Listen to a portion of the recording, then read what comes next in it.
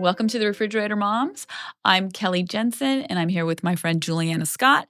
And today we're going to talk a little bit about acceptance. Recently, I had a conversation with a lovely young woman who's got a young child with autism, and she confessed that she's in fix-it mode. You know how you do. You're going to fix it. You are going to cure it. You are going to, exercise it right out of your child. And I mentioned that there's value in speeding to acceptance. And she asked me how to do that. And it was lovely. And challenge accepted, right? And so it reminded me of our speed to acceptance term that you and I have used. It is our code for each other. And it originated from a very funny story that you told me about trying to organize a kind of a private space for your son to have a place to go and decompress and regulate himself. And he wanted it all pink, I believe. Yes, he did. And you were going to have it painted. You were a mom on a mission, and you told your husband, and he was reticent, to say the least. And you said, look, speed to acceptance, because I have the painters coming. This is happening. I know. And we laughed. We laughed and laughed and laughed. And speed to acceptance has sort of become a mantra and a marching order for us for so many things, not related to autism and related to autism, of course. But tell us that it's a real thing. It comes from the 5 stages of grief. This episode of the Refrigerator Moms is brought to you by Brain Performance Technologies. Brain Performance Technologies is a specialty mental health clinic that offers magnetic e-resonance therapy, or MERT, for autistic people aged 3 or older. MERT is a transcranial magnetic stimulation protocol that utilizes an EEG diagnostic to deliver personalized magnetic pulses to stimulate the brain and build neural pathways effective in managing autistic symptoms. Yes, it does. And that, I mean, you told the story pretty accurately, although I did paint the room myself. Super mom. So we've talked about my husband and I would take our neurotypical kid on vacation separately because our autistic son did not like to travel. So yes, so my husband it was like 2 days, a day before he was ready to leave. And I said, we're going to paint while you're gone. And our son wanted pink. It was his favorite color. Everything was pink. He loved My Little Pony. He liked, everything pink and sparkly.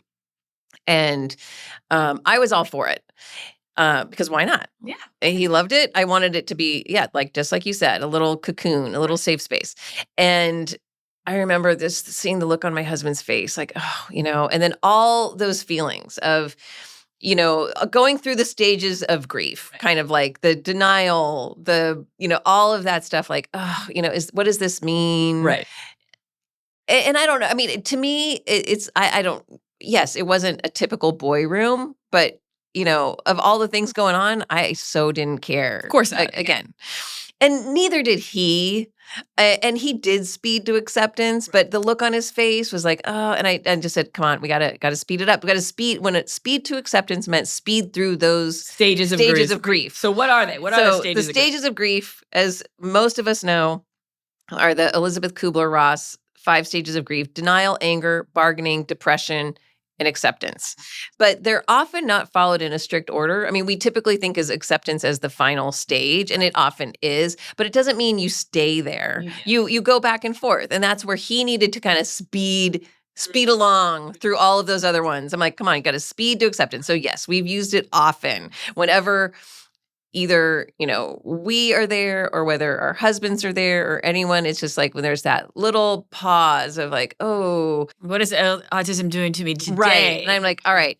Because being in that space of acceptance really frees you up. Right. Because you're not thinking about, I need to fix it or fix it in a way that's not rational or reasonable. Right. It's just like, okay, I'm in it. This is the situation. What can I do? And it does lighten that emotional load. And it also makes you realistic about progress, right? Because autistic people and autistic children do make progress.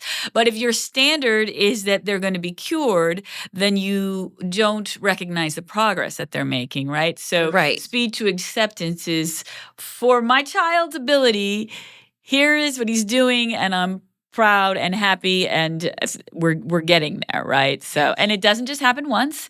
No. You fall back into, and I think a lot of times they'll have a great day. They'll have a great week. They might even have a great couple of months, and then it rears its ugly head again, right? Something will Something happen. changes in your life, their lives, and you take a few steps back. Right. And then you're like, oh, what does this mean? I thought it was, we were done with this. I thought, and so you're back in denial, angle, bargaining, and exactly. and you've got to speed through it again. And so at the time, I had also been seeing a therapist who used a great analogy, and it was the acceptance train. And she'd said, you need to get on that train. She's like, right now, you're not even in the station. And I'm just like, oh man, like I thought I was doing so well. But like whatever I was telling her, clearly I was stuck in, and it does, get you stuck. Right. Like if you haven't accepted the situation, you aren't able to make some of those decisions, I think. You're focused on like, the denial or the anger or bargaining, trying to all cure of those it other stages. It might be a bargaining, Yes. And so when you're stuck in that, it is really hard. So eventually I got into the station. Eventually I bought a ticket. Eventually I got on the acceptance train. Now, again, like you said, sometimes I was in the station again, and I had my ticket, but I wasn't ready to board. But eventually it was a really helpful analogy for me. Yeah. And often I would use that too. It's like, you got to get on the acceptance train. Yeah. And so how to, that was a very profound question. You just develop positive coping skills, and they come from setting some boundaries. They do. They come from boundaries being that you're going to set a different parameter for judging your child's progress. Boundaries that maybe you are going to not pay attention to people who have given you miracle cures. Boundaries, maybe you're going to cut some people off that think it's all your fault. Right. And they grow. Those boundaries grow and they change as your child changes and you change. Self-care, we are all about getting proper help and taking care of yourself. And self-care can include, time to yourself, some respite. It could mean going to a therapist. It probably should mean that, right? Yes. It's a lot to deal with. Obviously, that helped me a lot with dealing with this. And community, finding your tribe, finding the, that's another thing about autism that can be very challenging, is that you kind of throw yourself in a room with people who you might not choose to associate with, and then you oddly feel more isolated because you don't enjoy their company, right? And so we gratefully found each other, but keep looking for the people that you like to spend time with, independent of autism, right? Yeah, who also are struggling with this. Yeah. And that can be, again, that's why we used it so much with each other, saying speed to acceptance or get on the acceptance train, is because, more often than not, one of us was in maybe another one of those stages. Right. And again, it's a reminder. It's just like, okay. And then it's a little reset. And then it's like, all right, okay, I understand. I see the situation for what it is. I accept it. And now I can move forward. But one of the things I know we wanted to talk about was something that is unhelpful in getting to the acceptance train, which is often put forth by well-meaning people to help with the acceptance. And that is the famous in our world poem, Welcome to Holland. This episode of The Refrigerator Moms is brought to you by Brain Performance Technologies. Brain Performance Technologies is a specialty mental health clinic that offers neuromodulation treatments, including their latest protocol, SAINT. SAINT, or Stanford Accelerated Intelligent Neuromodulation Therapy, was developed at the Stanford Brain Stimulation Lab to provide rapid and lasting relief for patients struggling with treatment-resistant depression and major depressive disorder. SAINT delivers amazing results after only 5 days of treatment, including a 79% remission rate. The team at Brain Performance Technologies is licensed and trained to offer this protocol to qualifying patients. The person that I spoke with that was asking me for suggestions on how to speed to acceptance. Oh, no. She told me she got the Holland story, and I just couldn't believe it. I can't believe it. Because all these years later, we're still stuck with Holland. Bashing poor Holland. I know. There's a lot of things wrong with it. Yes. Toxic positivity, right? Yes. All of it. So for people who don't know the Welcome to Holland story, so it's a poem that was written by Emily Pearl Kingsley in 1987. Now, she had a child with Down syndrome. And so, again, she wrote this poem, for those in her community. And again, this is all well-meaning, but is it a blanket, salve for this? No. So I'm gonna do a little Poetry, reading, a little poetry. little poetry reading. Please. Do you like to hear this? Well, we have sped to acceptance so much that we think it's funny now. Yeah, we but do. at the time, you do. just wanted to bash in the head of the person Yes. that told you, Yes. welcome to Holland. Welcome to Holland. So here it is. Welcome to Holland. I am often asked to describe the experience of raising a child with a disability, to try to help people who have not shared that unique experience to understand it, to imagine how it would feel. It's like this. When you're going to have a baby, it's like planning a fabulous vacation trip to Italy. You buy a bunch of guidebooks and you make your wonderful plans, the Colosseum, the Michelangelo David, the gondolas in Venice. You may learn some handy phrases in Italian. It's all very exciting. After months of eager anticipation, the day finally arrives. You pack your bags and off you go. Several hours later, the plane lands. The flight attendant comes in and says, "Welcome to Holland." Holland, you say. What do you mean, Holland? I signed up for Italy. I'm supposed to be in Italy. All my life, I've dreamed of going to Italy. But there's been a change in the flight plan. They've landed in Holland, and there you must stay. The important thing is they haven't taken you to a horrible, disgusting, filthy place full of pestilence, famine, and disease. It's just a different place. So you must go out and buy new guidebooks, and you must learn a whole new language, and you will meet with a whole new group of people you never would have met. It's just a different place. It's a slower paced than Italy, less flashy than Italy. But after you've been there for a while and you catch your breath and look around and you begin to notice that Holland has windmills and Holland has tulips. Holland even has Rembrandts. Everyone you know is busy coming and going from Italy, and they're all bragging about what a wonderful time they had there. And for the rest of your life, you will say, yes, that's where I was supposed to go. That's what I had planned. And the pain of that will never, ever, ever, ever go away, because the loss of that dream is a very significant loss. But if you spend your life mourning the fact that you didn't get to go to Italy, you may never be free to enjoy the very special and very lovely things about Holland. Okay, well, first of all, in my version of that, it was Paris. So they have changed it. Oh, yes. I've heard different versions. Yes. So it was Paris, and it's abbreviated, and it was told to me by a therapist.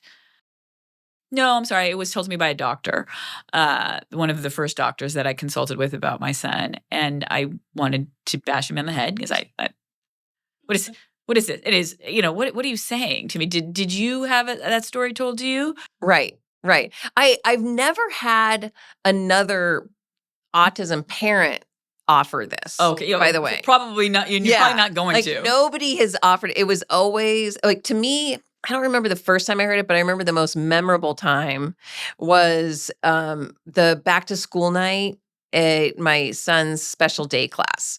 And the special day class teacher gave all of the moms little windmill charms, which I immediately threw away. Did you? And she recited Welcome to Holland. And there was another mom next to me.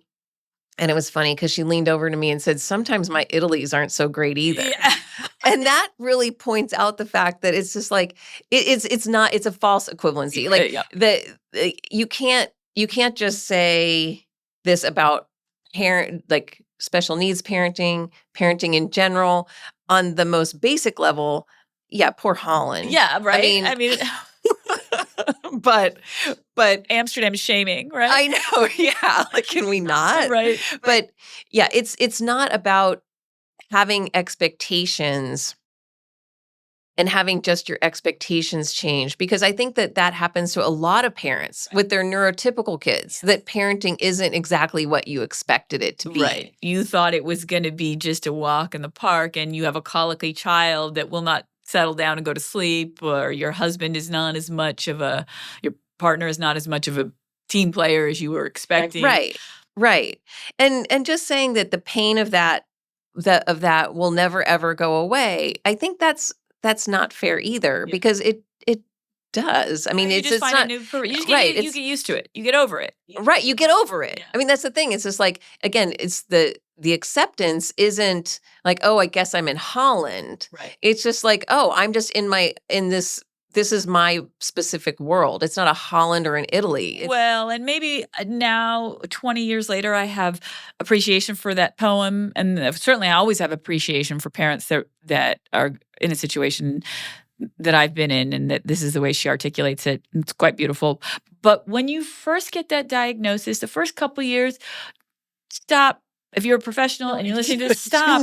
Do not don't start with this. With it. And It's just a false equivalent. It's not what parents need to hear. They need to hear that they can do this, that they'll get there. Right. They need to be told to go ahead and grieve. They know they're in a different place. Yeah. Like Give them coping skills. Yeah. And again, I don't want to take away from this the woman who wrote it, because this is her experience, and that of course is valid. And I mean, and this was the way she expressed it, and that's great. And there are people that, say it's beautiful, but I also found just people all over the internet saying, "Oh my God, I hate that story so much." It's just speed to acceptance. I coined that the refrigerator moms have given a better analogy for what you need when you hear that diagnosis: speed to acceptance. So what would we say? Yes. So we would say to a person in the throes who would normally get welcome to Holland. Right. What I suggest is take some time to grieve what you thought it could be. Right. Ask questions, talk to other moms, develop a plan that's malleable, that you can change if and when you need to, and get help. And just take a deep breath. You're going into the unknown. And that's not necessarily a bad thing. It's just, it is what it is. Right? It is, yes. Speed to acceptance. Speed to acceptance. Thanks for listening. Thank you for listening to this episode of The Refrigerator Moms. We have a free download that includes a full list of practical to-dos we shared in this episode on our website. Our refrigerator paper, our version of the white paper, includes additional what would we do's and background information on everything we talked about today. Find it on our website, refrigeratormoms.com, where you can also sign up for our newsletter. We'd also love to hear your questions. Send them in along with future podcast topics by connecting with us on your favorite social media. Thanks for listening. Please note that the information provided in this podcast is for informational purposes only, and it is not intended to be a substitute for professional medical advice, diagnosis, or treatment. Always seek the advice of your physician or other qualified healthcare provider with any questions you may have regarding a medical condition. Never disregard professional medical advice or delay in seeking it because of something you have heard on this podcast. The opinions and views expressed in this podcast are solely those of the hosts and guests. Any recommendations or suggestions made are based on personal experiences and beliefs and should not be taken as definitive advice. It's important to consult with appropriate professionals for personalized guidance. A full list of citations and sources for this episode can be found in our refrigerator paper available on our website.